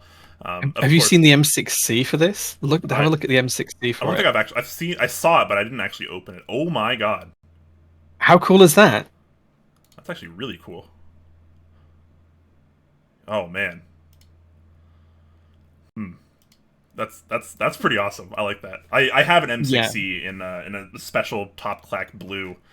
Um, Shout out to Wait, I Rom don't have from. one of those. This was before you were part of Top Clack, I Jay. know, I know. I remember you getting it. This was years ago. I love the M6C though, and it's cool to kind of see it kind of go along a key set like this. So all the usual Oblivion stuff around there as well. So now's a good time to hop in on that. And if you're looking for something a little bit more out there, you might be interested in the Alluvia keycap set. Alluvia being kind of the moniker of Aluminum Olivia. This is an all aluminum key set, which is kind of staggering when you think about how cheap it is. $350, I know not cheap to a lot of people, but for an all metal key set that actually has a pretty reasonable amount of compatibility, all things considered, is remarkably inexpensive. And I'm not entirely sure how this would perform to type on. I still have some reservations about a full metal key set, but you gotta admit it looks pretty damn cool, and for the price, you're getting a lot of metal there. It's So, cheaper than aftermarket GMK, Olivia, right? yeah, it's so true. I never thought about it that way, but that's kind of disgusting to think about. But it's very true. And if neither of those things tickle your fancy, there probably is something here for you. Lots of other different NK65 editions, desk mats, lubes, switches, springs, you name it. They have lots of stuff there. And if you're buying in stock, please, please, please make sure you use the promo code Clack. That's one word, no caps. It doesn't give us anything, but it gives you 5% off, and it kind of shows that you don't entirely hate us. So make sure to use that promo code, guys. Moving it over to our second sponsor of the night, it is the wonderful people over at Kono.store. Today they have a couple of things that we'd like to share with you. This is one for you guys that maybe you like to play a bit of cards. Quakums, I think this one might be up your street. This This pertains is to me. GMK. This is GMK Poker with some very interesting colors and choices, as well as some interesting poker themed novelties. Not gonna lie, I really actually kind of like the secondary desk mat on this, the cards desk mat. I kind of like that. That's The lighter colored one or the like the table? yeah, the white one with all of the like the deck of cards spread all over Oh, it. okay. Like I kind of enjoy that one. I'm Yeah, it's actually kind of fun. I actually don't really care for that one, but I like the other one because this like actually kind of is what a poker table looks like. So, Yeah, like um, you'd be for used to those that from work, yeah, right? for those of you that don't know, I've worked at a casino for the last like 14 years, and I have dealt poker before as well as lots of other games. So this is very familiar to me. Yeah, sorry. Anyway, sorry to interrupt you. Very interesting set though. Go on, Jay. As well as that, they've also got GMK Boho, which is very much like to me, it's very much like a softer and more muted version of Honeywell, which is kind of right up my street. Okay. It's very soft, very nice colors, so go check that out as well. If you're more into keyboards, they do have a very, very, very cheap bare bones hot swap 75% with a ton of features that's called the Kono 84 that is incredibly cheap. Just look at the price Yeah. there that Quakers is showing you. Actually, I can't fun fact: this is go. actually this is $10 more expensive now because the pre-order is over. I think they have them in stock now. Another fun fact: mine arrives today. It actually might be at my door right now. Wow. So Wow. yeah, I know this is not a super exciting keyboard for a lot of people, but the fact that they packed so many features into such a low price point is interesting enough to me, Right. and I'm Yeah. interested Like enough to see. if you've got someone who's just tentative dipping their toe in the hobby, that could be the keyboard for them that pushes them right in. It has hot swap, RGB, and Bluetooth For a for. price that most I mean, that is less expensive than most PCBs it's are. $65 now, but it was $55 if you ordered like in the last month or whatever. So yeah, really really interesting. I love these kind of keyboards because I can like give these kind of things to like friends and like other people that are close to me, friends and family, and like it kind of gets them into the hobby and it gives them something kind of nice. Sure. Anyway, sorry to interrupt you again, Jay. I just really want to talk today. I don't know. No, it's okay. We can move on now. We can move on to our third sponsor. Yeah, yeah, of course. So we have the wonderful KBD fans. Lots of things going on as usual. This has kind of been like an Enjoy PBT central lately, it seems. Lots of Enjoy PBT sets rolling. One of the more notable ones here being the round 3 of Gok's Kuroshiro, which is without a doubt one of the most popular Enjoy PBT sets to ever exist. It's black, it's white, it's lovely, it's got sub legends. It's all good stuff, IMO. I'm probably actually going to join this round since I missed out on the last couple. But yeah, lots of things going on there. They also have a new Ergo board called the Mountain Ergo. I'm not entirely sold on the name because there are other keyboards in the community named Mountain, but at least they added the Ergo moniker here. Pretty interesting looking keyboard if you're into the Alice kind of thing. So definitely something that could be worth checking out. And also something I like a lot is their new restock section. So this is for scrubs like me that like to see when things are like automatically restocked. So love to see this. You can, maybe you're in the market for a KBD pad. You're looking to pick one of those up, or one of the aluminum NK65 or not NK65. Wow, the comparable version, the KBD fans version of that, which is the KBD 67 Mark II. Pretty awesome board, honestly, for the price. Looking to get my hands on one of the KBD lights personally, but the aluminum version is pretty cool as well. So lots of options. They got a little something for everyone. They even have a Logitech mouse power stand. Pretty interesting stuff. They're really branching out over there. Lots of things in stock. Pretty much a one-stop shop. So definitely give that a chance, especially if you're newer to the community or you're trying to save a little bit of money. They tend to focus on a lot of more entry-level and kind of budget-friendly things in the hobby. So worth considering. Absolutely. And finally, jumping over to our final sponsor, it is the amazing Leandrin over at Mechanisk.co. So the site has reopened. There's nothing quite in Oh stock yeah, yet, but there is many, many things coming.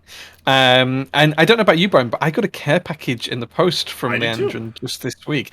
Yeah, I got a ton of the new V2 ultramarine stabilizers. I got a new version of the WT60 from Wilbur that's Mechanisk branded. That's purely ISO. It's ISO only, right? It's an ISO only Oh PCB, which is really really? cool. Okay. Yeah, I yeah, got I was really surprised at that. I'm trying to like reach all the way over here. This probably looks really awkward on camera. He sent me some stuff as well, including the PCB, and I didn't get the ISO version, believe it or not. But one cool thing about this PCB is that it's unlike like all the other hot swap layouts on the market, right? This is like actually like a 7U Sangon bottom row, split right Yep. shift, kind of hot swap, and like that's awesome because usually when you find a hot swap PCB in the community, it's one of two things, right? It's either the standard like 60% ONZ layout with a 6.25 space, or it's something like HHKB-esque and has the split backspace, which is fine. Those are both fine, Right? but I love having all the options that I like on a hot swap PCB. This is like a first for me. So Yeah. he also sent me And a you, V2 plate along you've with it got as well. exactly. I got a V2 plate as well with mine, a carbon fiber one. But the PCB is fixed ISO. Like it's fixed ISO hot swap. What's not to love about that? A Wilbur PCB that seems tailor made just for me, which is really nice. And I was really happy when I got it. I haven't actually used it for anything yet, but I probably will build a stream for it. So guys, do go check out Mechanist.co. Look out for all of the cool things they've got coming. Soon. I know he's teased a load of new boards, such as the Tin TKL and a few other things that are coming soon-ish. So keep your eyes peeled for all of that good stuff. Heck yes. All right, guys. Let's go ahead and get back to a brief Q&A, as it were. Feel free to tag us. That definitely helps us pick the questions out a lot. But if you have questions, feel free to keep getting those in now before we head out for the day. I saw a couple earlier, so I'm just kind of scrolling up to try to find those. TTV Deppy says, "Hi Jay, not sure if you answered this already, but what was the color of the bongo on your Instagram today?" Oh yeah, so that's the what's it called now? It's the Ishi Cayman, Kamen, Ishi Cayman. That's the colorway. Okay, here's here's a question. A better player is asking thoughts on black cherry pie Frankenswitch. Haven't tried it. And I don't mean to sound mean here because I know it's not your fault, but man, there are so many hybrid switches on the market, and I have no idea what like any of them are. Because how does a hybrid switch work, right? Someone puts multiple parts from switches together, or parts from multiple switches together rather, and then they give it a name.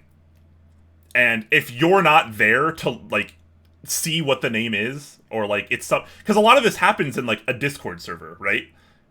And like most people in the community don't know like what that is, right? Okay, Like so I there's, had to Google it. I had to Google it. I know what it is, Brian. you know what it is It's an now? MX Okay. black. It's an MX black top, a creams stem, and a Okay. JWK bottom.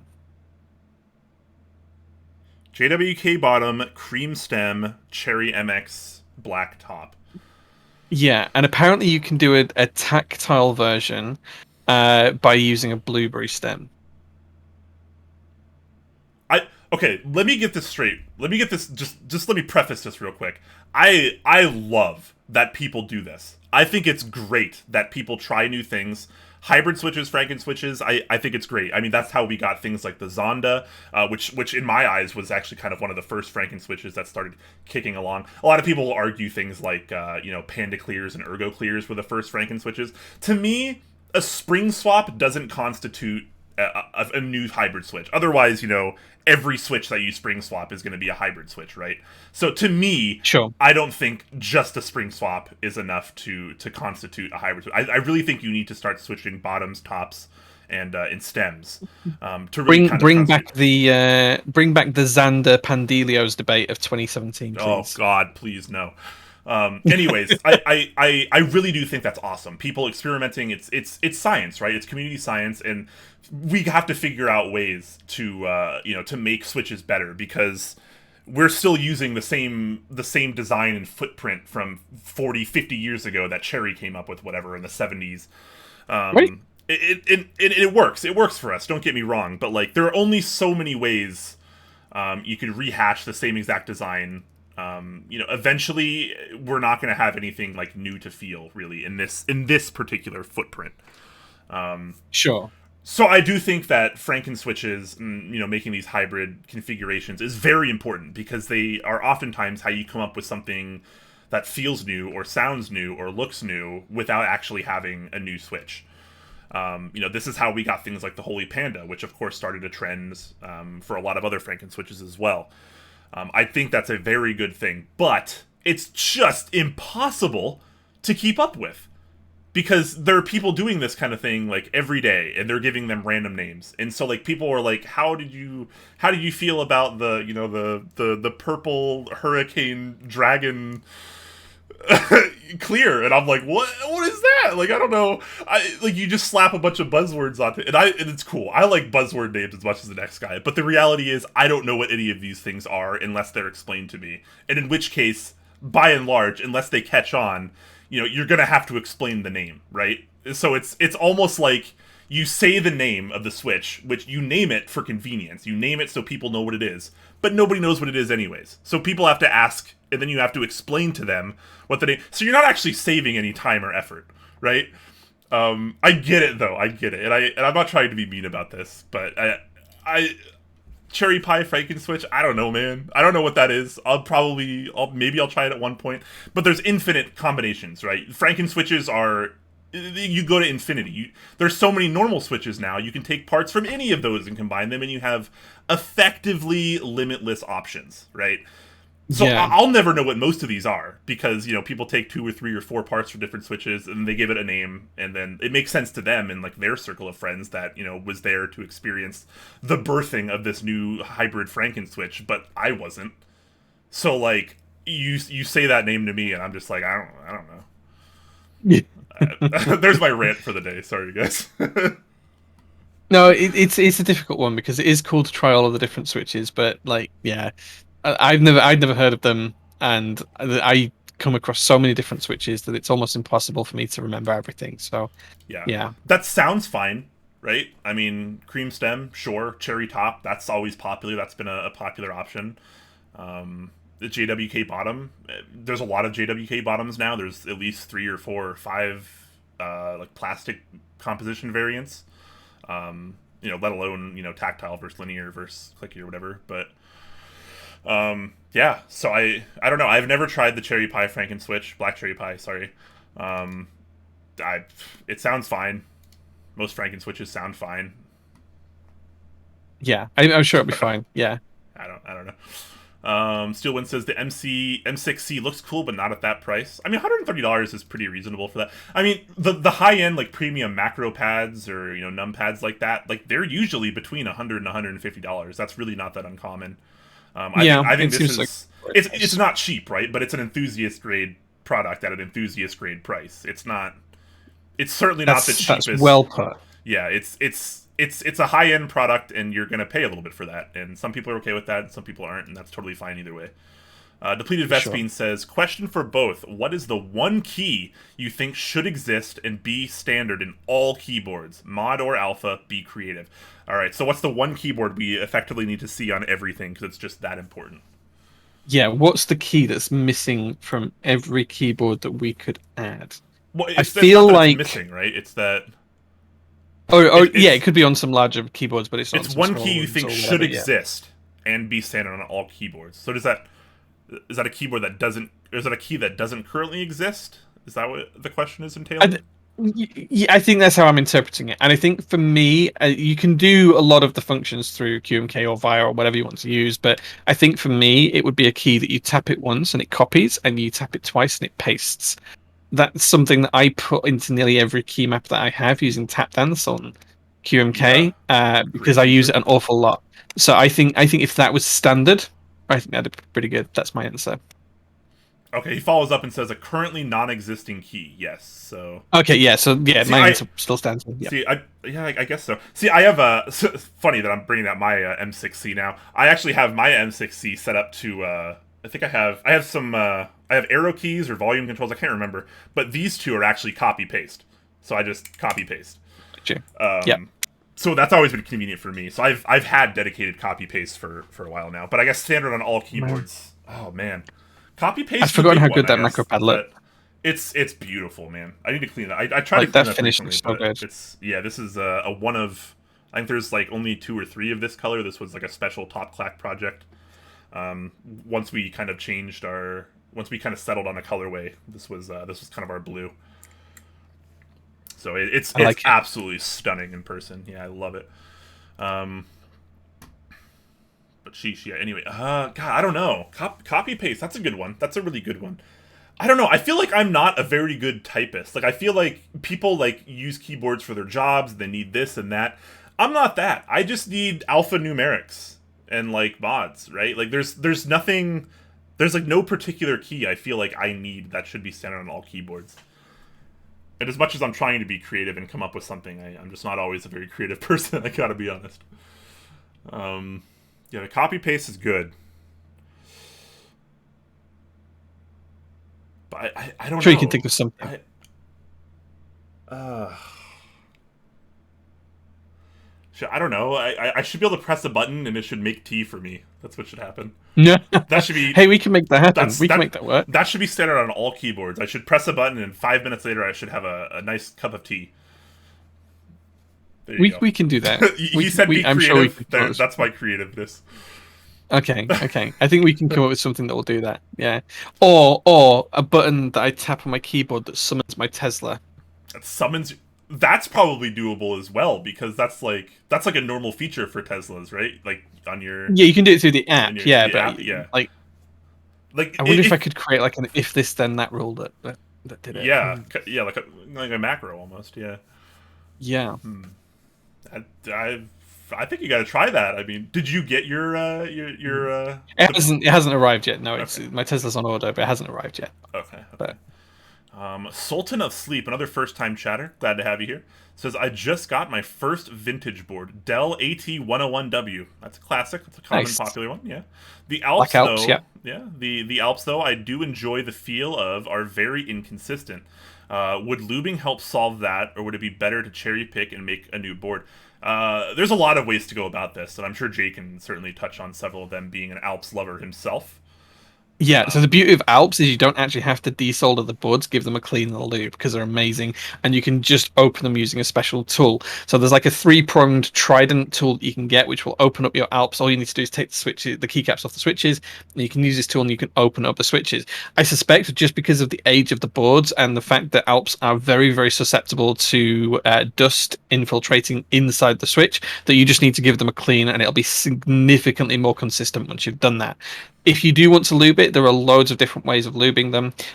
You can look up Alps lubing guides. The most traditional way seems to be used a PTFE powder that's suspended in something like an alcohol. That when you expose it to the environment, the alcohol evaporates, leaving the PTFE behind. People tend to do that on the actual sliders, the stems inside the Alps switches, rather than do much else with the switch itself. So there's loads of different things you can do. I think just taking them apart and cleaning them will probably fix 90% of that inconsistency that you're experiencing. Yeah, I that was going to be my suggestion as well. I think cleaning is without a doubt the first thing you always want to do with a vintage Alps board, especially if it's used, because like Jay mentioned, it's really the way that Alps are designed. It's really easy for them to get dirty, right? I mean, it's not quite Yeah. Space Invaders level of ridiculous, but it's it's not quite as compact as an MX switch, which is a lot harder to get the internals dirty on. Alps definitely get dirty. So I mean, even if it's like new in like new in box or whatever, it hasn't been used very much, I still really think you should clean them. That should pretty much always be your first step in an Alps board. And yeah, like Jay mentioned, some dry lubing methods, very very popular. But with that said, maybe I can play devil's advocate just a little bit here. He did mention cherry picking and making a new board. If you're going to do a custom Alps, I absolutely think you should be cherry picking switches. Absolutely. Because otherwise they can be pretty inconsistent. I've used at least, I say tons. I've used at least 5 to 10 Brown Alps boards, both custom and from OEMs. And I will tell you right now, none of them were the same. All of them felt different. Every single one Yeah, of that's those fair. boards felt different. And I mean, they felt like relatively similar, right? Like it's still the same design, but they really Yeah. can feel very different based on way too many variables and factors. So, yeah, I've had some pretty amazing ones. I've had some pretty less than favorable Brown Alps even, and I've had some that were just pretty mind blowing. So, a lot of variety there, and unfortunately, inconsistency and Alps are kind of just one and the same. They go hand in hand. But if you're able to cherry pick some switches, I really think you should do that because I think it's going to make your typing experience just that much better, especially after things like cleaning and lubing. Fix Object says his Rama Kara arrived today in the UK, and it's great. Awesome. I'm still in the market for a Kara. I'm looking for one. I think there's another run of them in the near future as well. Has your headphones died yet, Jay? Do we need to go? Not quite. I've had the first warning beep that tells me I've got a little bit of time left. I haven't had the second one, which means that they're imminently about to die. So I Okay, think we're okay for a minute or two. okay. Well, definitely let us know when that beep happens if we don't wrap up before. Sturk says, on the topic of quirky ideas in the hobby, what was the most out there thing you have seen recently? Wow, the most out there thing we've seen recently. Okay.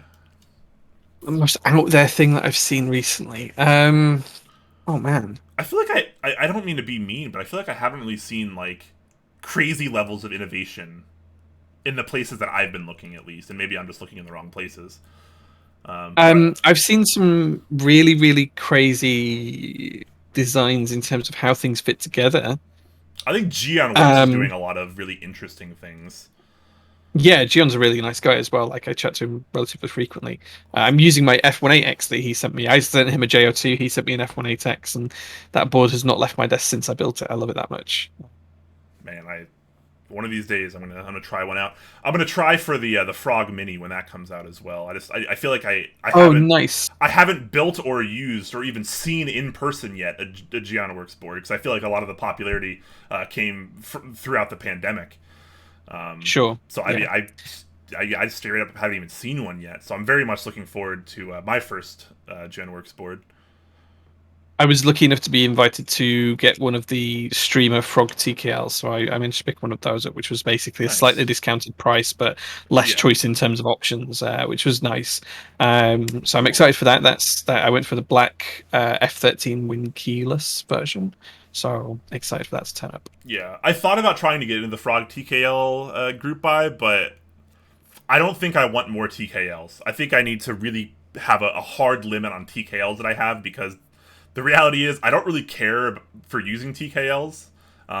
Like when I'm gaming, and since I game like somewhat regularly, I have to swap keyboards out in and out. So yeah, I have my Heine TKL one, and like that'll probably be like my TKL for a while. Oh man, I'm still waiting for Heine to ship my TKL one. Like I know he has it, and I've been he's got a trying lot to of stuff he needs to send. yeah, So I've been trying to put it off building it so that way we could like dual build it. But I think I'm finally gonna build it next week, I think you're or gonna rather have to. this Yeah, coming Monday even, potentially as early as if I can get the switches nice. lubed over the next couple days. Depleted Vespine says the T key works for Mini. Yeah, I mean you gotta appreciate that as being in the UK, right? A T key. I'm not a big tea drinker, but we do drink a lot of tea over here. Yeah, Mel, who comes and helps me out in the workshop, she drinks a lot of tea. So yeah, Yeah, we could use that key for Mel. that's It like could a be pretty Mel's normal tea like key. English thing, right? Like drinking tea. To That's like drink pretty normal. tea, Because like yeah, it's in fairly normal. America, right? Like tea, like people drink tea. Don't get me wrong, but like tea isn't like as ubiquitous as something like coffee, right? Like coffee is like so much more popular. I feel like in America, but Sure. I feel like in the UK, maybe it's the other way around. I don't know. I think at home tea's probably more common, but like coffee shops when you're out and about is pretty common as well. But most coffee shops here sell multiple forms of tea. So yeah, Yeah, I fair. think I think it's a tradition that's gradually dying away, and not quite so many people drink tea as they used to. But you could guarantee that my mum, bless her soul, before she passed away, every morning the first thing she did was make a cup of tea, and she had about, I don't know, 15 cups during the day. So, yeah, like I'm not joking. Like 15 cups a day would probably be about right for what my mum used to have. Pretty much Yeah, on the totally. hour, every hour, she would have a cup of tea. Like every time you take a sip of water, that's when she'd have a cup of tea. Yeah, I mean, what's tea other than floral water, right? It's flavored water, right? It is. It's It is. leaves in boiled leaves in water, right? That's what it is. Yeah. Yeah. Amu. I'm gonna get this name right one of these times. Can you tell me how to phonetically pronounce that? Amu Icy. Amu Icy, Amu Isai, one of those two says change the beverage on Via. How cool would that be, right? Like, maybe you want coffee, you flip your coffee switch and Via instead. I can think of a couple of ways of actually doing this. Like because you can get coffee machines and tea machines that are Wi-Fi compatible, and you can connect them to things. And I used to have a coffee pot that this is going back probably nearly 10 years now. I used to have a coffee pot that I could tweet and it would turn the coffee. It was just an old drip style coffee pot. I could tweet it and it would turn the drip style coffee pot on. Um, and that must have been 10 years ago.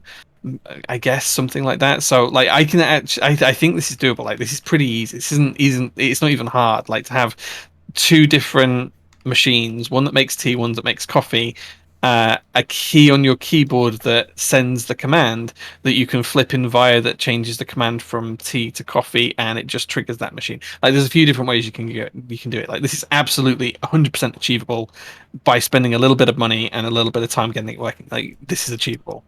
Yeah, this might be a goal we need to work towards. Sturrick says Key Colt. I'm assuming that's what the KC is for. Key Colt coffee would definitely be the most out thing I've seen there. Seen recently. Yeah, yeah. Yeah, I never got to try the Kiko coffee, I but they totally make forgot some. about that. But yeah, they partnered with I assume like a pretty nice roaster or something to put out a blend, Yeah, pretty much. which is super cool. I mean, it's cool when you can. I mean, Key Colt is obviously seeing a lot of success right now, and they're obviously big coffee guys as well, which is cool. So it's always kind of nice when you're able to do kind of fun stuff like that that doesn't necessarily pertain to keyboards, but it's kind of a crossing hobbies moment. I'm kind of all about that. Steelwind says, I kind of dig black tea, not gonna lie, especially with peach. Yeah, actually, it's funny that you say that because I have a can of sparkling black tea that has peach with it as well in the fridge right now, and I'll probably be having that right after the stream. Sub goal? We don't really have a sub goal. I mean, we don't. It's not really that kind of stream. At least these kind of episodes are not really that kind of stream. Maybe if we do like Yeah, a subathon or something, but like if you want to sub, guys, sub. If if you you want to don't, sub, don't. Like, awesome. Yeah, we appreciate it. But it's not really about view count or subs or bits. It's great to see those, and obviously we love receiving those. But we're here because we like doing it and we like keyboards, right? With that said, I do still have some events planned. I still want to do at least one big mental health charity event as well. So that'd be cool. That'd be cool. definitely, We should I need to plan out the details. I need to stop we should do being lazy. the mythical fabled 24-hour top clack stream, and that we should form that as part of the subathon. I guess we should do both together. We Okay. should do that at some point, just to build up stuff in the community. But like I can think of quite a few things that we have between us that we've been gifted or been looking to have that we can use as prizes and things. So Yes. yeah, I feel like Yes. yeah, we can do it. Okay. Yeah. Okay. 24-hour stream. We'll actually. It's been like 2 years in the making now. I think almost. You We'll probably more. uh, look. I Second beep for my headset. there's no excuse that I can give either. It's not a good look for me, and that's just the way it is. But hopefully we can bounce back from that, and we'll get that out. Because now that I've been mentally feeling a little bit better. I've been physically feeling a little bit better. I feel like I could probably actually do a 24-hour stream now.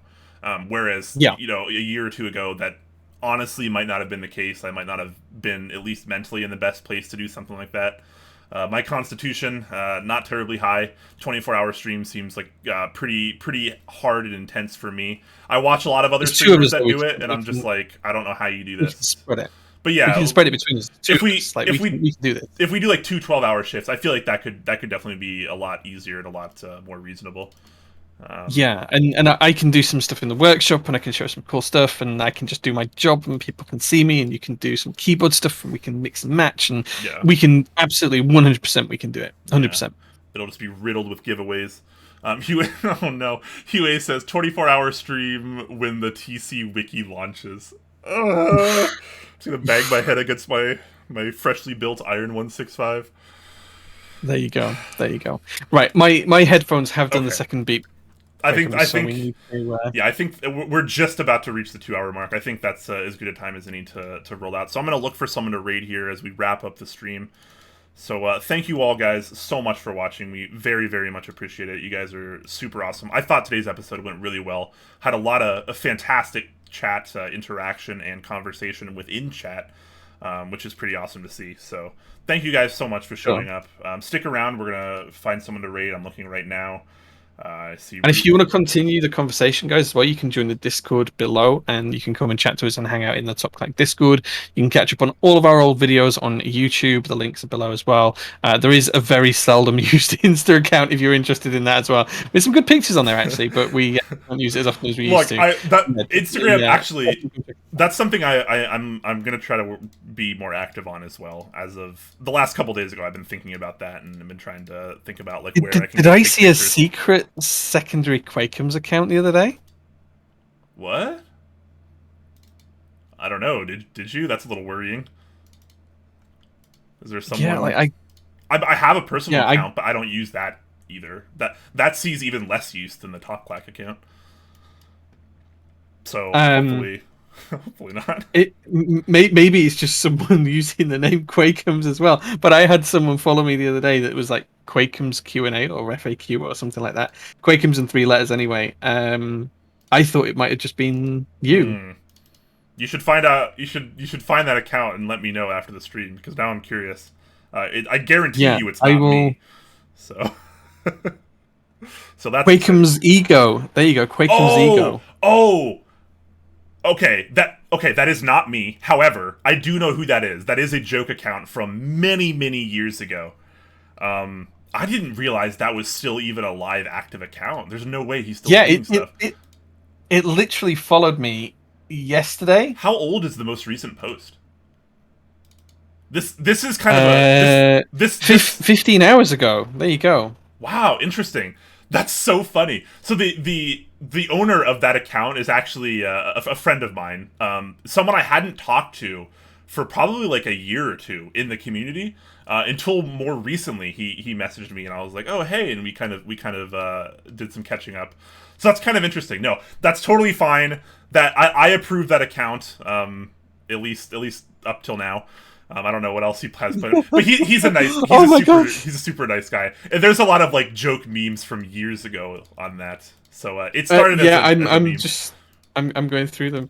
Hey, even Rama replied to this guy, This so is some yeah. old school shit. Actually, this is from like Love it. 2018, 2017 probably. 2017 it started. It was a Yeah, picture of your socks. I don't even remember what a lot of the jokes are referencing to, but I imagine they were pertinent at that time. There's a lot of pictures of you, Brian, as well. Like, oh, there's like a video with a load of pictures of you. It's called Quakems, the greatest keeper of all time. That sounds like me. I might have been a little bit more egotistical back then, hence the name of the account. Um, but with that said, we should find someone to raid before your headphones die here. Yeah, I'm let's do looking it. through. Let's do it. I see Apiary's online, Ruben's online. We've raided Ruben quite a few times, so maybe we should try to find someone else. I see someone I've never seen before. Sauce MS is building a 50% keyboard. The Adelie, actually. Yeah, let's Let's do go with let's that. read Natalie. Yeah, Not Natalie. The Adelie is the name of the board. that's Well, what I said. Adelie. you Yeah, said I thought you said Natalie. Oh my gosh. no, I can't hear you. All right, I'm deaf apparently. Okay, I'm sure. gonna Sauce MS is the channel. I have no idea who this person is, but let's try to go over there and be wholesome, and hopefully it's good quality content as well. So Sauce many MS. streamers on, so many keyboard There's a streamers. few on, yeah, definitely. So again, guys, thank you so much for sticking around and watching. Hopefully you enjoyed today's episode.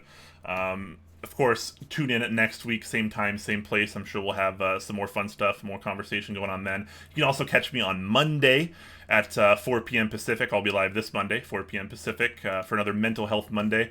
This week's, I did a stream yesterday. I called it Mental Health Monday on a Thursday because normally I do Mondays, but we had an insane heat wave here in the Northwest, like Jay and I were talking about towards the beginning of the stream. It was nuts here, and it was just way too hot to be in my office streaming, so I just couldn't do it on Monday, so I did it yesterday instead.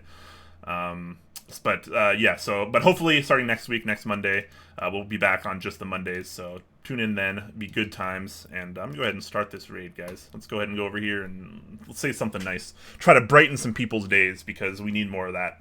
Not just in the community, 100%. but in the world, so... 100%. Once again, guys, thank you so much. Join us in this raid, and hope you have a good rest of your day. See you again soon. I should roll the outro first. That'd be somewhat professional. I'm gonna do that.